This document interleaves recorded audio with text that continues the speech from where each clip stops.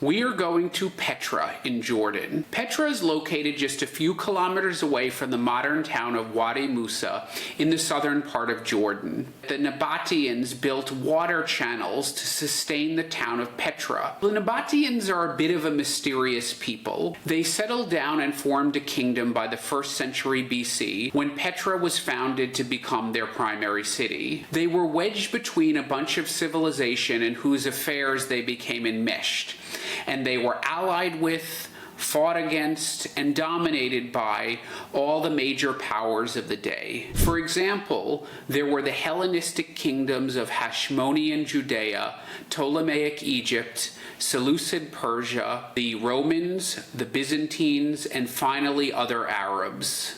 Cleopatra herself opened up a can of whoop-ass on them, but she didn't really look like that. She looked more like this. And we have evidence of their kings and queens from some of their coinage which remains. And yes, there were a lot of women on the coins.